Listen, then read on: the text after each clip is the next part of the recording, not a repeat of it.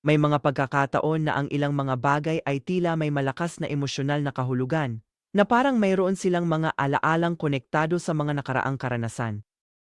Ang psychometry ay ang kakayahang makaramdam ng mga impresyon sa mga bagay o lugar, hindi madrama, kundi sa banayad na emosyong pamilyar at personal.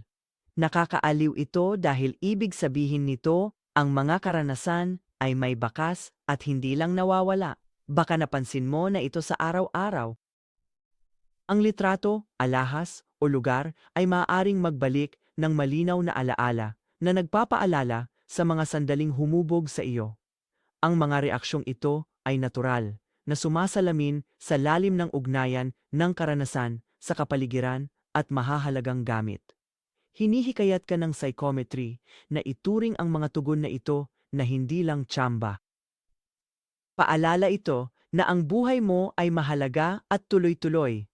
Nakaka-inspire ito kapag nalilito ka dahil pinapakita nito kung paano ang impluensya ng nakaraan sa iyong malay at mga desisyon. Sa tulong ng psychic guidance, mas lilinaw ang mga impresyong ito upang maunawaan ang ibig sabihin ng iyong mga alaala at emosyon sa kasalukuyan. Relasyon at paglago sa hinaharap. Para sa malalim na pananaw at gabay, pumunta sa absolutelypsychic.com o tumawag sa 1-800-49-88777.